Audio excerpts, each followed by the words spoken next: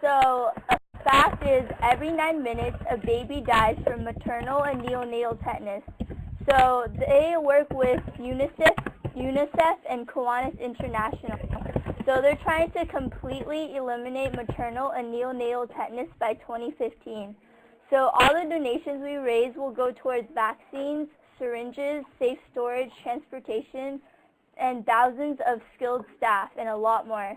And our last DFI is Pediatric Trauma Program. So trauma is the #1 cause of death in children 14 and under. So their mission is to develop local projects in order to educate the community and reduce the number of children killed or injured by trauma. So all the money we raise will go to grants to help partner hospitals and to Kiwanis and service leadership program clubs to help with PTP. Next slide, Garvey. Thank you.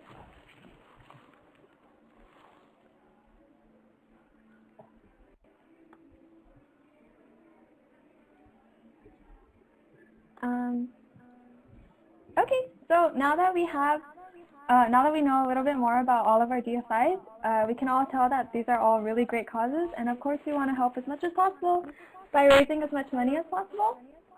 And of course, the way we raise money is through fundraising, so here are some ideas that we hope will give you more ideas. So for our first set of fundraising ideas is for large-scale fundraisers. So these are for like divisional-wide or district-wide. So one example is service auctions. So that's like where people place bids on people that are offering like photo shoots, taking out to a fancy dinner, or having a tour around the city. So that's a very good auction, like doing either GBM or doing a banquet. Secondly, we have game tournaments. So lots of people love video games. So you could have a district-wide or divisional-wide video game tournament where everyone comes to your campus to play video games all day long. Other one is dances. So at UCSD, we recently had ML. So that was a very big dance on a 3-decker yacht. So you can organize a very big dance and then raise a lot of money. Also, apparel sales. So you could sell your divisional shirts and get some money from that, or CKI apparel. And then accessory sales. So we could sell wristbands, buttons, lanyards with either your divisional stuff, your CKI stuff, or anything you want. Such as Foothill currently is having a divisional-wide fundraiser. So they're selling wristbands that are based off DFIs and the District Service Initiative. Also, they're selling divisional shirts as well. And also, for all these events, make sure you submit an event request form. So other divisions are available to attend your event. And if you don't know what it is, your president will know what that is. So, and all the Foothill fundraising is available throughout the whole district. Next slide, please.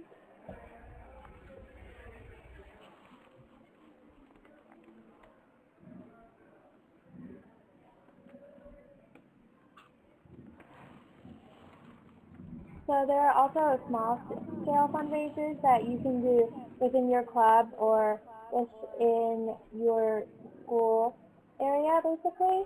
For example, the first one could be restaurant fundraisers, where on a specific night, the club arranges with a restaurant to get a percentage of all the sales from anyone who has, say, an advertisement flyer advertising the restaurant and the fundraiser. There are also fundraisers like where Jamba Juice has this program where you have these cards similar to membership cards, where when you purchase food or drink from Jamba Juice and you have the card, a certain percentage of sales will go to your club, since both of these are ways where the restaurant gets business and you get money from your fundraising. Another example is food sales within your college campus. For example, you can sell boba or baked goods, and you can tie this in with school-wide events so that a lot of people will come, say at a sporting event or just during a busy time of the day, for example, selling boba during lunch. There are also car washes. That's pretty self-explanatory, especially if you go to a commuter college. There will be a lot of people driving, and so there will be a lot of people interested in having their car washed for cheaper than a professional car wash, and it's much less effort than having to wash the car themselves. Other examples are tying a board member of your club or board stairs, but these are more kind of within your annual meetings, which at first I will be covering in the next slide. So next slide, please.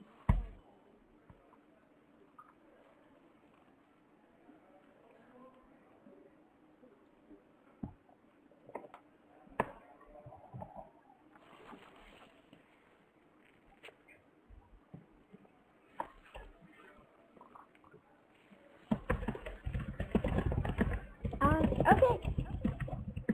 And so there's actually opportunities to fundraise everywhere. You don't even need to plan an event. You can utilize your general meetings or your typical events like banquets to fundraise as much as possible, because you can fundraise everywhere. So a lot of fundraisers that clubs tend to use is, one example is Happy Sad Change, and this is something that you can do every week. You can do it every week at your general meetings and wherever else. Basically, Happy Sad Change. Well, for us, we have a like piggy bank type of thing that we pass around, and then you can put in money to kind of make your own little announcement, whether it's like a shout out, an update about your life. You can talk, like for instance, you can say like, I have a happy dollar because I just aced my midterm, or you can say I have a sad dollar because I just failed my midterm. But it's whatever you kind of want to just announce. You can also do shout outs. I know some schools put in money in order to kind of make a shout out to someone else, like for instance, I have the best family head ever, here's $1 for your DFIs. And it's just a nice way to get everyone to participate in general meetings, because not everyone gets to make an announcement during a meeting, so everyone can kind of share whatever they want, and it's also a good way to fundraise. A quick thing for treasurers and fundraising chairs, a good idea to tie in DFI education would be to add a DFI fun fact with the Happy Sad Change, just so your members know a little bit more about your DFIs. Yeah. Okay, so next, there's also penny wars, which is something that I think a lot of people have seen. If you were at FTC, I'm pretty sure you heard the screaming and saw all the penny bricks. Basically, penny wars is just a good way to create, to kind of take advantage of the competitive nature of everyone. And it's basically just, you can do it either between clubs or between divisions, or if you just do it between your school at like a general meeting, it could be between like classes, like freshmen, sophomores, juniors, seniors, etc. Or it could be between families. If you have a strong family system, you can have different families with their own jars. And basically what penny wars is you just, there's different rules, but for the most part, you just raise money. A lot of times pennies are negative points, and then quarters, dollars, and etc. are bonus points or positive points. And then so you basically don't want to have the most negative points. So a lot of people bring in their pennies and they sabotage other groups in order to not lose. And then you take advantage of the rivalries and the competitive spirit, and you make sure that the losing, sometimes the losing team or group, they can have no punishment, but the winning group just has bragging rights, which is actually really strong motivation for a lot of people.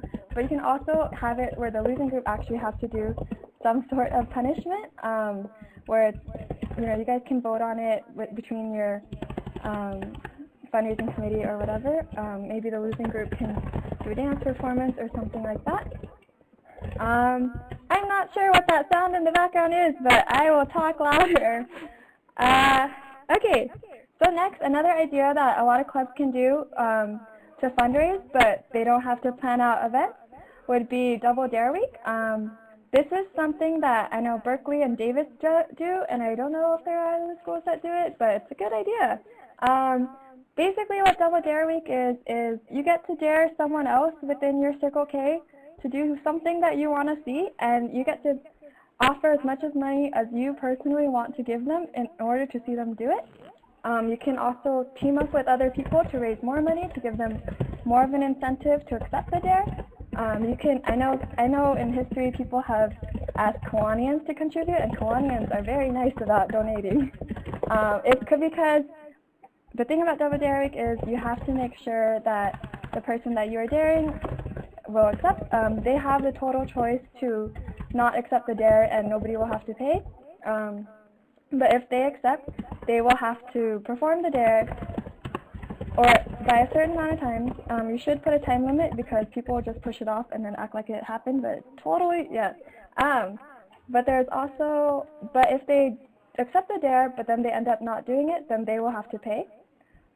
So for instance, to make Double Dare Week, to go more into Double Dare Week, it'll basically be a club can pull up can create like a Facebook event or a Tumblr page or something where they can just post all the dares so everyone can just see where all the dares have been and what has been accepted and whatnot. There will be like a Google form where people can submit dares. They will have to, you can't do it anonymously, you have to say who you are and how much you're willing to offer because that's how you end up making the money. So for instance, say I was to dare, there could be Triple Dare Week. Double Dare Week honestly doesn't have to be 1 week, it could be 2 weeks, but it sounds better to say Double Dare Week than Double Dare 2 weeks. Yeah. So for an example for Double Dare Week, in case it makes it easier, say I wanted to dare my friend Leon to perform Gas Pedal, the dance, at a general meeting, and I was willing to offer $5 to see that. So I would turn that in on the Google form, and then the fundraising chair or whoever is in charge of Double Dare Week, Gas Pedal, and then they would post it up and they would let Leon know that he's been dared, and then Leon then has the choice to either accept or unaccept the dare. And if Leon did not accept the dare, I don't have to pay that $5 and he does not have to pay the $5. But if he does accept, then Leon is going to do Gas Pedal at a general meeting. And if he accepts but decides not to, then Leon is going to pay the $5. And so, yeah, and the thing about Double Dare Week is it's really great to see people perform and, make videos, sing, dance, do really crazy things that they normally wouldn't do. And the really great thing is a lot of people get scared that maybe they won't actually accept the dare, but you can always just say it's for charity. And they're much more inclined to do Gas Pedal in front of everyone if it's for charity. And it's also good because you don't really have to go into much logistical planning for it, but you can still make money. You can still make a good amount of fundraising money. Okay, moving on, we also have Banquet Fundraisers.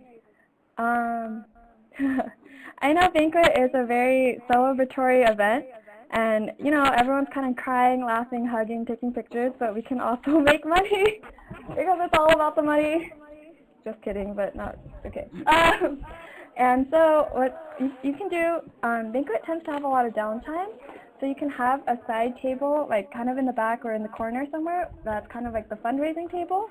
And a couple ideas about fundraising at Banquet, you can, it really doesn't take that much planning. You can have candygrams where you just kind of like bag things up, and then, someone can pay like $1 to create like a little candygram, or like to send a candygram over to someone else at the banquet that they admire, and you could write a little note like, okay, thank you so much for being such a great president, here's a little bag of candy, things like that. And then there's also, you can have penny wars at a banquet. You definitely can. You can also sell little things. I know there are a lot of schools running, going around selling like pins, selling apparel. You can sell those at banquets as well. And you can also have mini competitions at banquets. You can have like a class competition or even a family competition if your family system at your school is very strong. You can basically just have some sort of thing where you're like raising money. It can kind of be like penny wars, where it's like whoever raises the most money is safe and they get bragging rights, and then whichever group has negative points or like raises the least amount of money has to do a performance or do something embarrassing at banquet, like at the end of the banquet or something. And then that gives people incentive to raise more. Other ideas for banquet fundraisers, you can have board auctions. You can incorporate a lot of different fundraisers into your banquet fundraisers. You can have board auctions. Board members can auction off like, oh, like I'm going to take someone out to the beach to eat dinner, like have a beach picnic. Like I could offer that out and hopefully someone will buy it. And then all the money will go to proceeds and it'll be on auction, so I won't have like a price minimum, but it'll be whoever offers to pay the most, and hopefully someone does. If you have Kiwanians at your banquets, they will usually do it. And then there's just so many options for banquet fundraisers, and I think it's really a great opportunity to fundraise, because the great thing about banquets is that it's such a nostalgic moment where everyone's just so like happy and thankful for their Circle K experience, and they're just, I love Circle K, I love Circle K. So then if you sell something for that has Circle K on it, they would probably buy it. And or if you like candygrams, you want to tell people how much you love them. Everyone's just in such a good, uplifting mood at banquet that it's a really great time to fundraise and capitalize on that great mood, which is nice, kind of. Okay, and then next slide.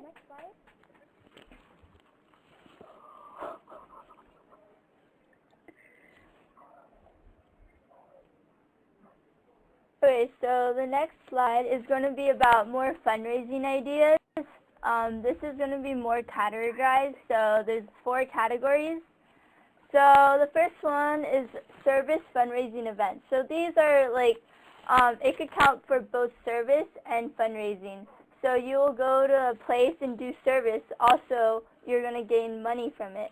So the first example I have is sports concessions. So if your school is big on games, like football games, basketball games, any types of sports games, you could call them up and ask if you could work their concession stand.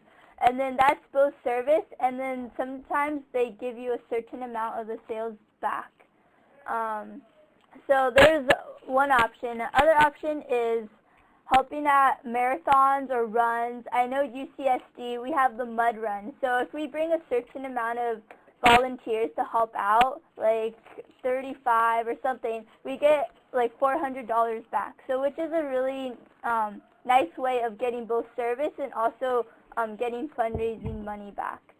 Other one is graduation photos. So at the end of the year, there's graduation, and there's tons of photographers. So your club could contact a photography company and ask if you could have people volunteer and help the photographers.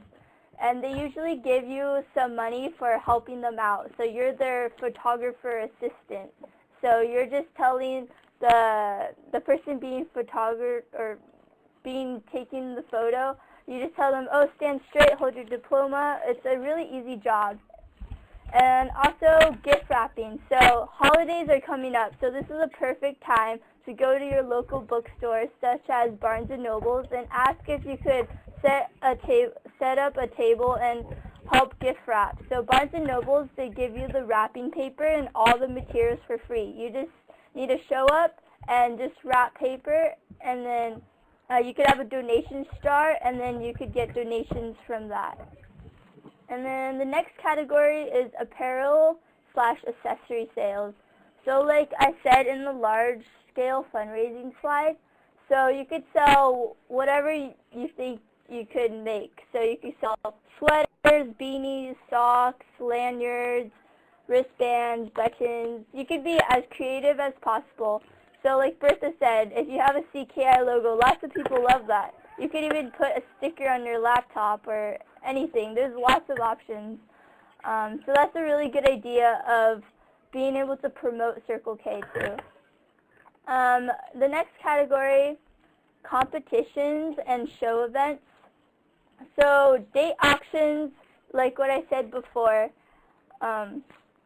it's kind of like the service auction. You have a couple of people, and then they say what they're offering, and then you have people bidding on them. So taking out for a dinner, going to amusement park. For service auction, they could clean your room or anything you want that you want to offer. And then pageants. So there's Mr. CKI that I think Irvine does. So they probably like have talent, looks, and charisma. So those are like the 3 things they're looking for, and then it's a question and answer. So it's run like a real pageant, like Miss USA. So you could take a look at that and see how you could cater that to your club. And then, so also there's competitions. So you could have baking competitions. You could ask organizations at your school and ask them to make something. And then you could have a registration fee that they give to your club, and then have people pay to vote. So that's how you could get some money, and also make it a competition, a friendly competition. Like Berkeley does Ace of Cakes, so everyone makes cakes, and people vote on who has the best cakes. Okay, and then, so you could either make people pay to attend it, or they could just pay for the dinner and attendance is for free. And like I said, they just pay to vote and attendance is free. And then tournaments. So there's a lot of different types of tournaments that you could do. So there's sports tournaments. So you could have a basketball tournament if your club loves basketball.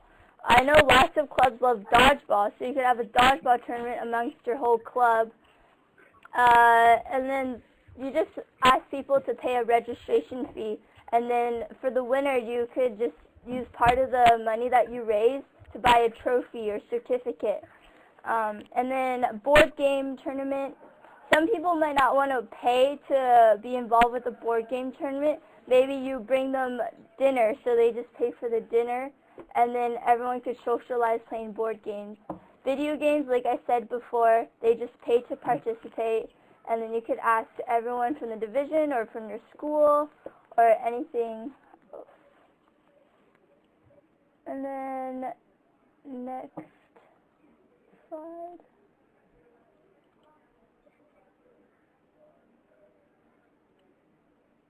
Or Izzy, do you want to talk?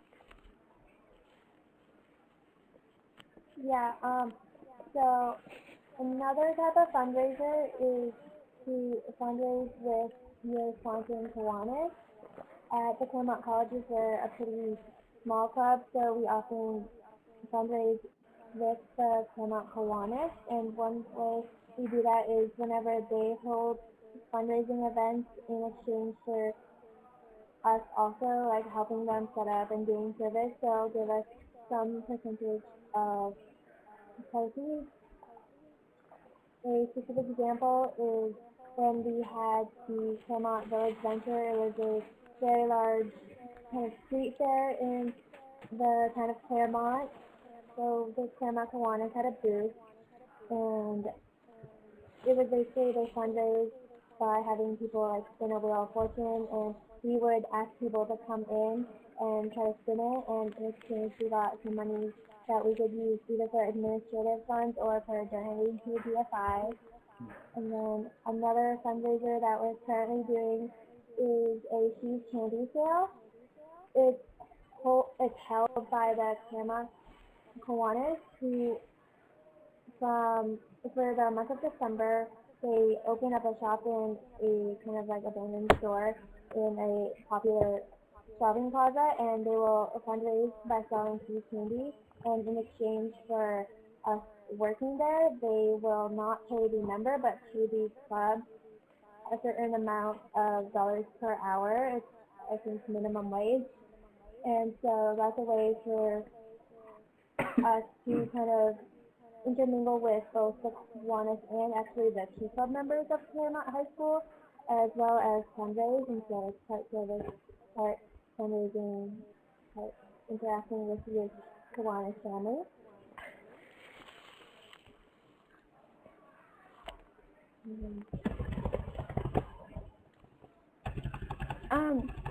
Yeah, and then just we really hope these ideas are helpful for you guys. We definitely don't want to be redundant. I know a lot of schools have really great fundraisers going on already. We just want to help you guys expand as much as possible. Can we go back a slide? Sorry.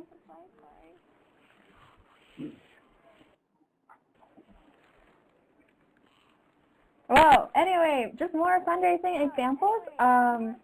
You know, you can honestly, as long as you have a good crowd, you can have as creative an event as you want.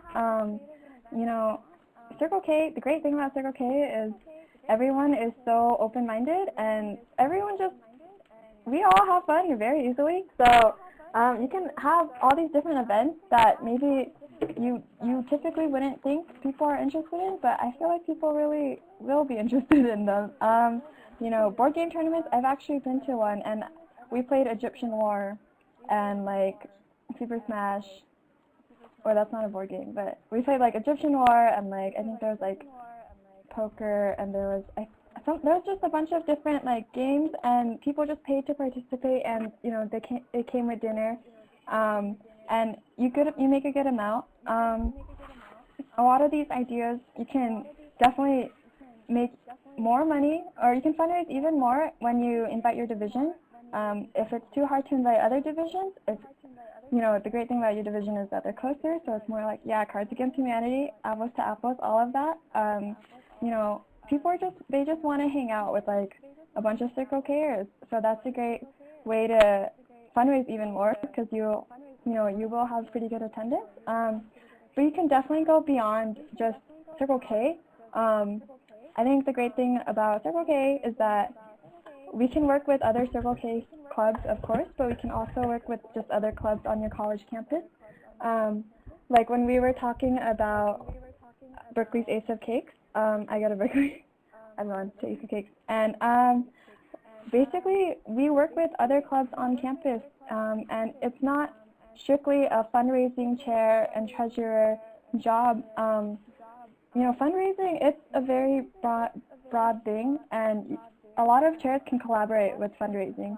For instance, your service vice president can go around and find projects that definitely pay per volunteer, or if you have enough volunteers, or you know, even there are some projects where you maybe don't get paid when you're volunteering, but then it's the type of project where you will get tips.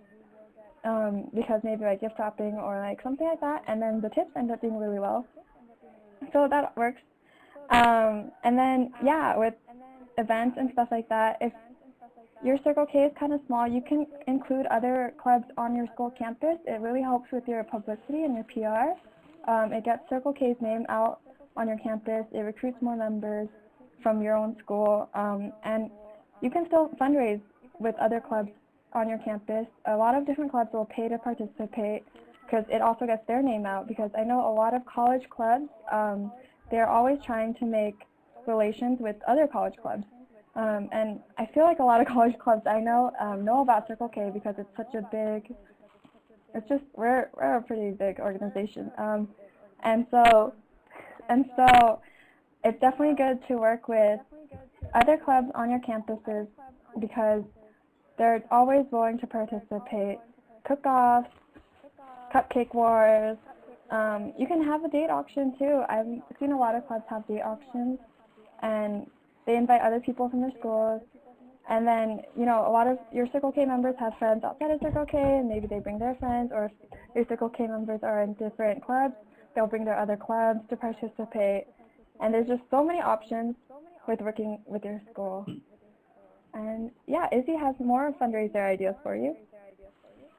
Oh, actually, I have something for you guys to all consider when you're doing your fundraisers or coming up with your fundraiser ideas, is that it's so, as you are trying to raise as much money as possible, but kind of just go for it. Don't be afraid to like, oh, you only raise like a tiny amount of money. That's still gonna help someone. For example, the Eliminate project, $1.80 is the cost of one vaccine, so that saves 2 lives right there. So if you're worried like that these fundraisers won't work out, try to do like kind of lower cost fundraisers to just see, and even if they don't make as much money as you're hoping for, it's still going to help people.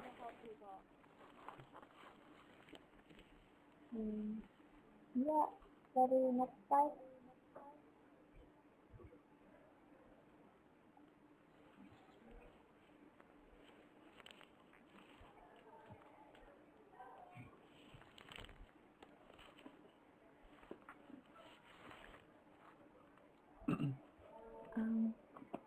Okay, so we're talking about a lot of fundraising events that kind of sound like they might be a lot of work in planning, the logistics and whatnot, and you're kind of like, wait, don't I have to put in a lot of money to put on a big event? You don't. You actually really don't. Because it's a fundraising event, you should aim to spend as little as possible. Your output should be bigger than your input, and you should just really try really hard to maximize your profit. You don't want to spend, if you're having a fancy event, you don't want to, and you have a raffle at the end of the event, you don't want to spend, $50 on a raffle prize when you can get one for free.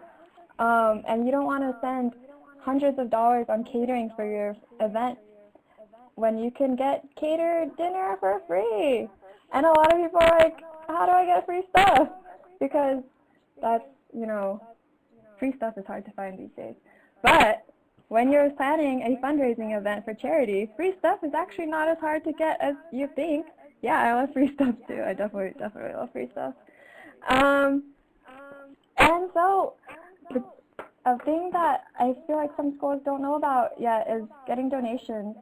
For your event, you can honestly get enough support from local businesses or just big businesses nearby, and they will support you with your event, and they will give you either your dinner, your raffle prizes, all of that stuff that you feel like you would want to spend your money on, but you don't have to. So you should really look into getting donations, because the things that they can give you will definitely boost your event. And so, for example, you should definitely try asking local businesses for sure, because local businesses, they definitely have, they have a very strong community relationship with you, especially if you're from like a college town. Chances are a local business has worked with your college campus several times. So you should go to local businesses and ask them, like, if they're, a food place, you can ask them if they have any like food donations for you. Or if they're just like a bookstore, you can even ask them if they have any books that you might be able to like raffle off or auction off. And you can also go to a new businesses nearby your college campus, because new businesses are always trying to boom. They're trying to get as much publicity as possible. They want to get their name out there, and the college demographic is very desirable to new businesses, because we're in college. They definitely want us, people who will spread the word, people who will be loyal customers. New businesses are always trying to get their name out there. They're trying to develop relationships with organizations. They're trying to have a really strong reputation. So they should be open to helping out. Definitely try not to eat your free samples, but hopefully they'll give you enough free samples that it'll be too much for just you to eat. Sharing's pretty good. Sharing is fun. Also, you can definitely ask chains. I know a lot of people think, like, how am I supposed to approach Costco? They're so big. Like, who am I even supposed to talk to? There's like 500 workers inside, and there are. There are. But you should just talk to someone and see if they can direct you to the manager, where you can ask them for the donation. Costco is actually a very generous chain. Everyone knows those baked goods from Costco, the muffins. I really like the muffins. But the thing about muffins is that they expire. They expire, they really do. And Costco makes them fresh, and they sell them when they're still fresh, and they don't keep them when they go stale. So Costco likes to give out their baked goods. I know, not the muffins. But Costco likes to give out the baked goods before they go stale. So if someone hasn't bought it within a week or so, they will give out all their baked goods and to you for your event, if your event is for a good cause. So Costco is very nice about baked goods for sure. But there's also other chains, Starbucks. Everyone likes I like Starbucks. And Starbucks is actually also very generous. You know, they won't give you the pumpkin spice latte, like they won't give you 100 pumpkin spice lattes, but they will give you large, they will give you coffee to supply your event. You know, it'll probably be black coffee, but then they'll also give you, you know, an abundance of sugar packs and creamers and just things that you can give out.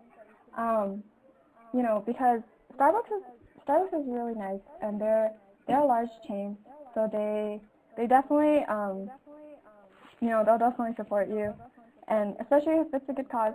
There's also other chains, Noah's Bagels, we have it out here, but or just like bagel shops, you know, all those like baked goods shops where their products can go stale and they need to sell it while it's still fresh. You know, they don't want to throw it away. Of course, they will give it to whoever needs it as soon as possible.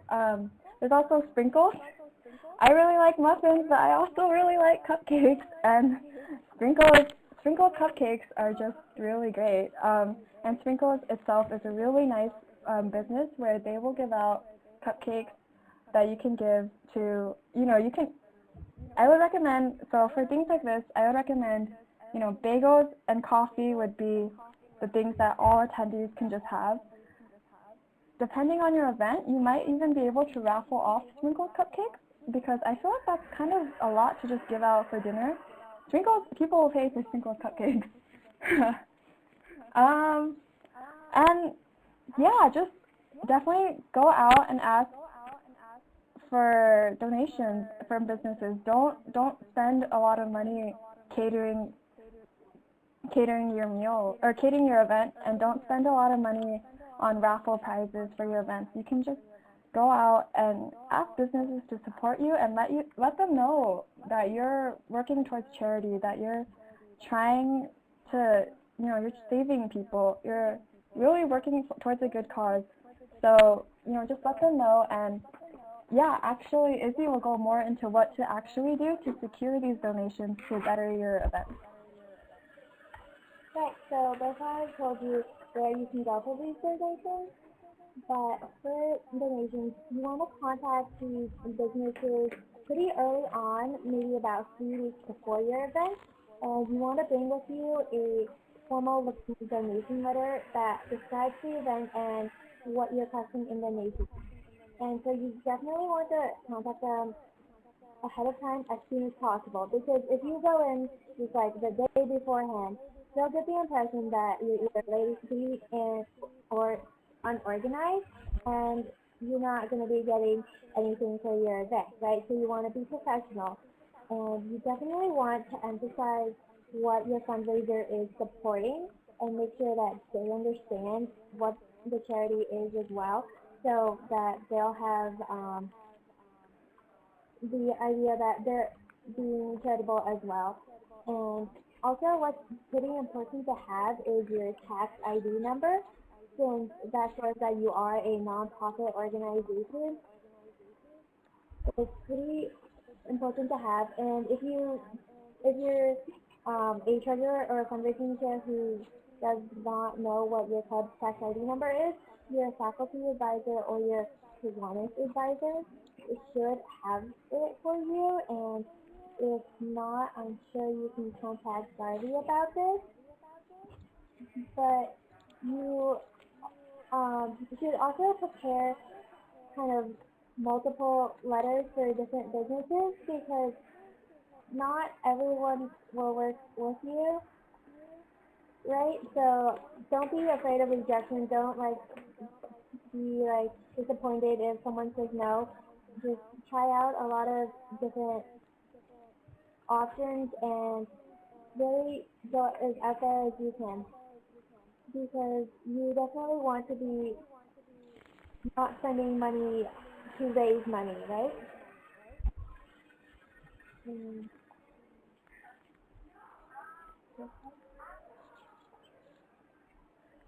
Yeah, and then definitely try to work with businesses that you know have worked with other clubs. If you go to events that other clubs on your campus hold, you know, definitely look at their event, look at the logistics, look at who's catering their thing, look at what kind of raffle prizes they're giving out, look at what free swag they have for everyone, you know.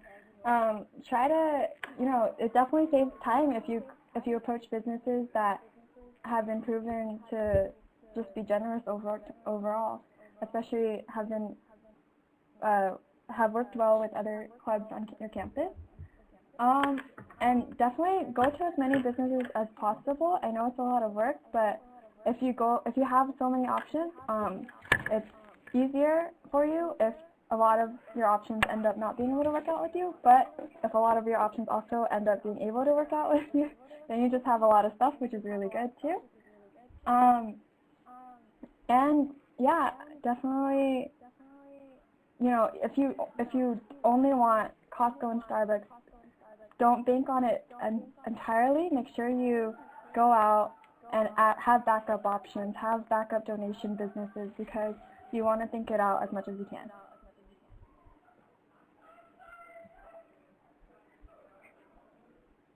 Next question.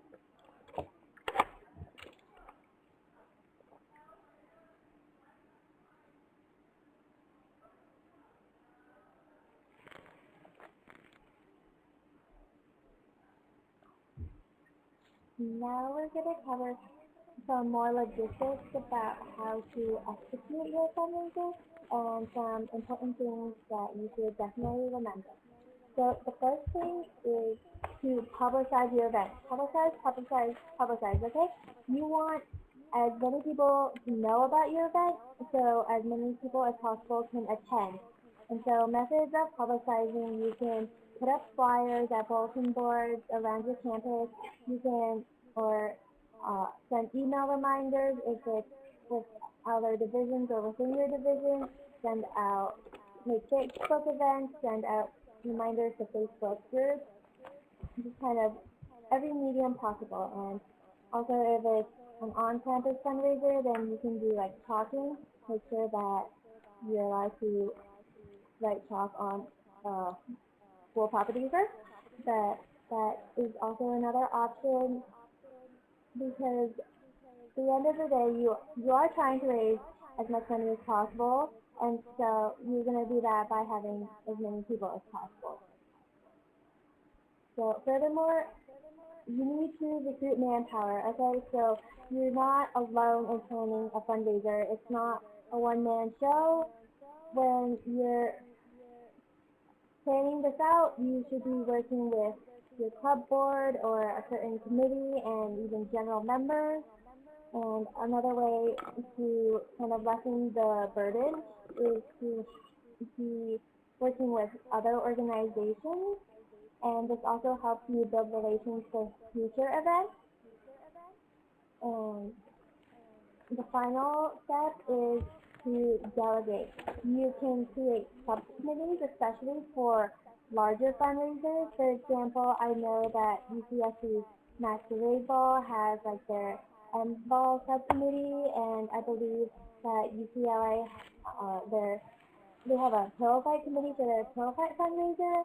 And so if there's a lot of things that need to be done through your large fundraiser, then you should have general members sign up to make the subcommittee. And so that's also a great way to get more members involved in Circle K. Is if they feel like they're planning something, then that's like their work, and they'll be more enthusiastic about Circle K, as well as fundraising for the DFI.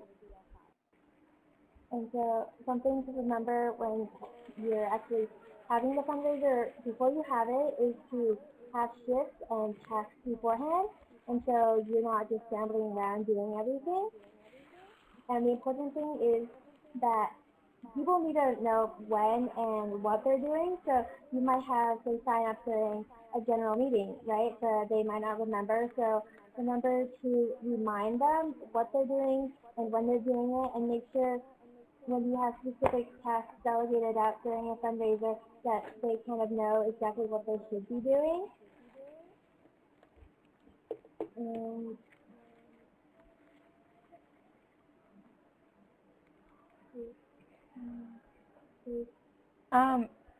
And you can also talk to your other fundraising chairs that you know to help you out. For instance, if it's your first time doing sort of like a big event, if it's your first time doing like a service auction, you can talk to other fundraising chairs that you know who have experience with this, or who have or other experienced members who have planned events before. Because it definitely helps to have people who can give you tips. There's so many things that you need to remember. It's not even just the things on the point. Every event planner knows that chaos just happens. Things just unexpected. Everything unexpected that could possibly happen will always happen. So it helps to talk to as many people as you know who can give you as many tips as possible, who can constantly be reminding you, like, oh, maybe you should remember to make posters first, whatever, or to create a flyer, or to publish, or to create a Facebook event. And we do have the G&H Fundraisers Treasurers Facebook group if you want to ask other fundraising chairs about, creating a certain type of fundraiser and what their experiences with it are. And yeah.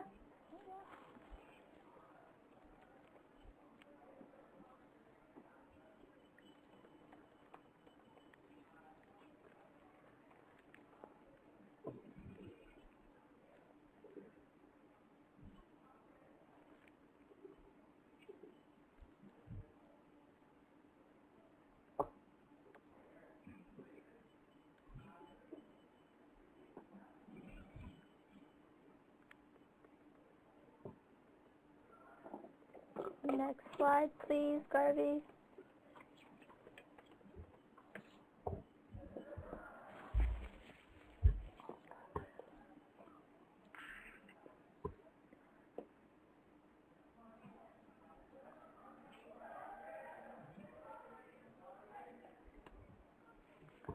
So here is some of our contact information for us three hosts and Garvey Sue. So if you have any questions, feel free to email us. Also, does anyone have any questions or comments or concerns?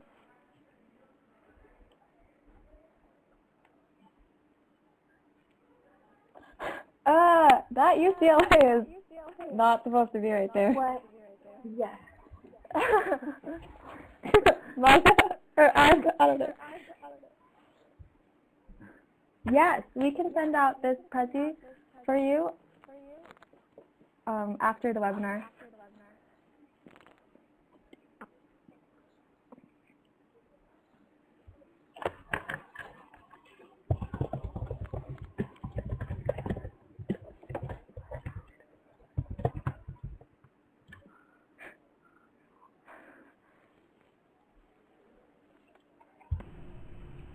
All right.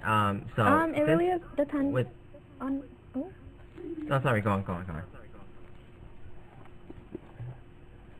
Oh, sorry. Or just for Randy's question, Randy Wong asked, with these fundraising events, how long would it take to create one of these events mentioned?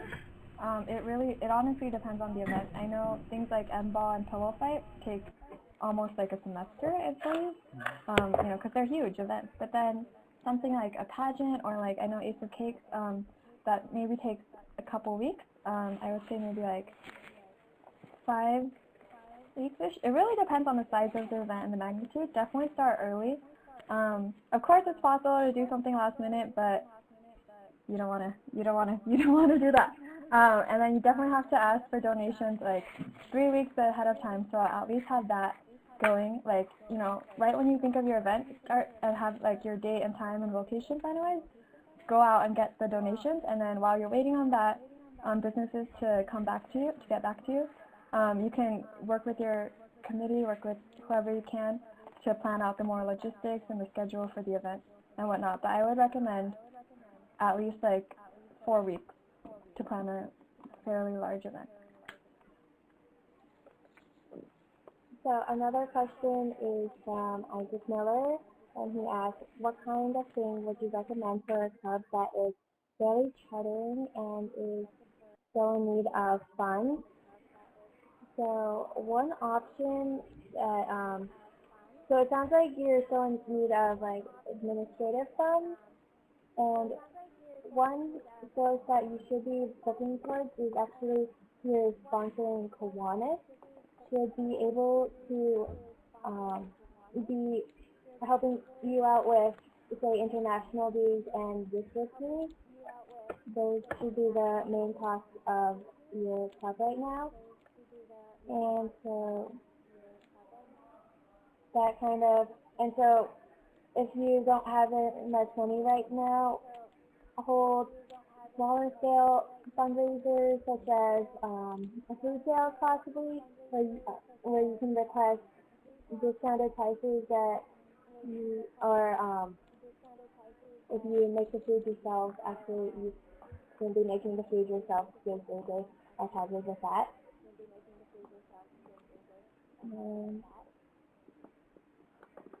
Does anyone else have suggestions, or shall we move on to the next question?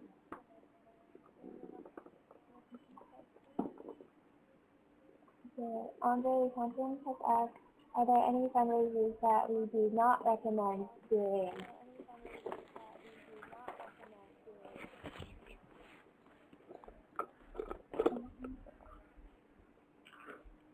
Does anyone have thoughts about this? Charlotte, Bertha? If I may, Okay. I would recommend that you try to avoid having too many fundraisers aimed at your own club.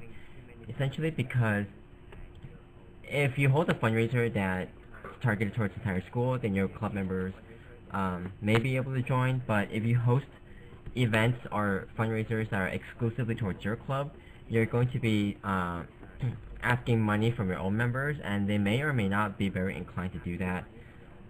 Especially after such a busy season during the fall, when people have to pay for crazy competition for infants, FTC, masquerade ball, and their dues, people just may not be very motivated to want to pay more money. So in general, try to focus your target audience on other people, such as the entire school or maybe like your surrounding community, but definitely not just to your own club members.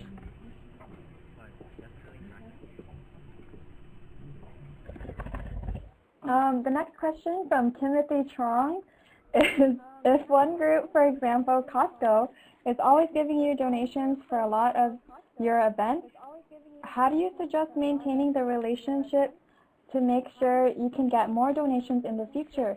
Or what is the point in which the amount of donations you ask for is too excessive? That's a good question. As generous as Costco is, you definitely don't want to contact them too many times to the point where they're going to be, they're just going to be like, oh, why are they always coming to us? I would recommend only like twice a semester just to maintain the relationship, but without making it seem like you're abusing them. Definitely plan it out with the rest of your board, because you might need donations for other events. I know like single service might need donations, so definitely make sure that your whole club knows when you're asking a certain business for a donation, and if you're planning, and if someone else is planning on asking for a donation from that business later on, just so you guys can plan it out so you don't exceed 2 or 3 if you need it, but try to aim for 2 times a semester.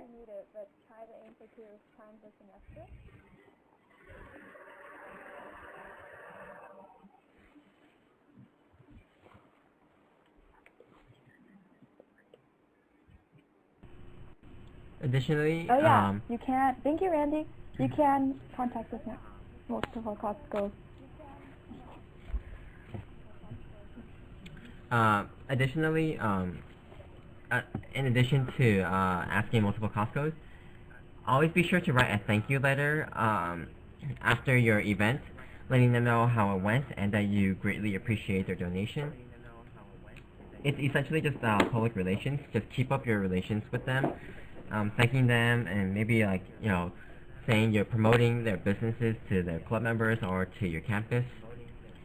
And if it's for a particularly large event, you can also say that, you know, they sort of helped you in sponsoring the event, so they're one of your sponsorships, so that you maybe ask Costco if they're okay with you putting their logo on one of your items like shirts or something. For example, we do that with UCLA Circle K does that with Pillow Fight in order to advertise for other businesses or companies. So there's always ways to do that. But in general, you know, of course, if you're just donating, thank them first of all, and then see if there's any other way you can assist them in exchange for their assistance.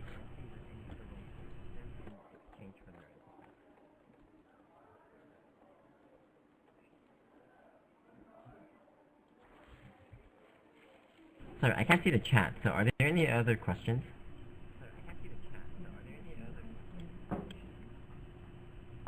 There's a question from Kenneth that says basically with date auctions, they've got in trouble with it in the past with their Kiwanians because the thing with date auctions, they've seen it as human trafficking because someone is essentially paying someone to go on a date with them. And Kiwanians have shut the idea of a date auction down, but there have been other clubs who have successfully had date auctions. So how can you convince the Kiwanians that these are just fundraising events without anything evil in mind? Yeah, definitely.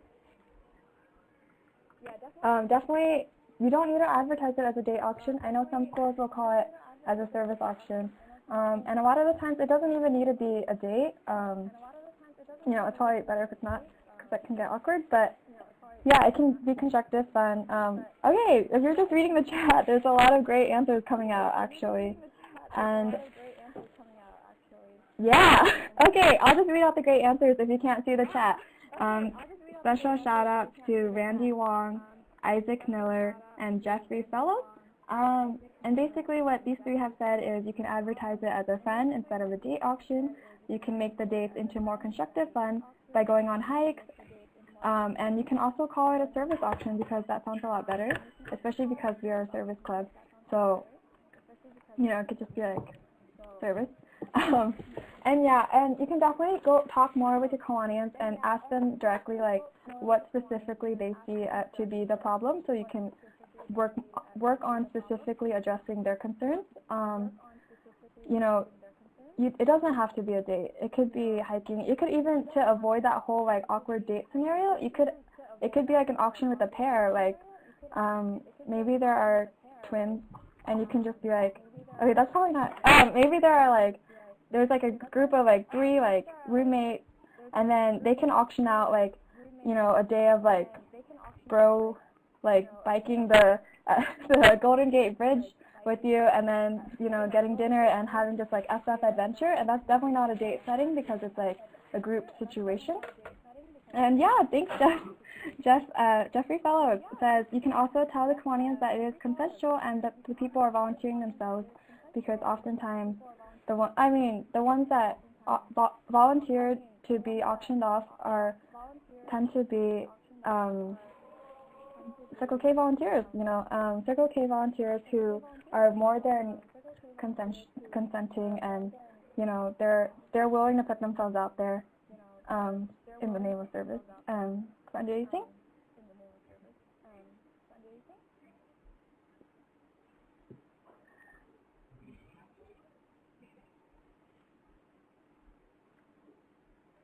Are there any further questions?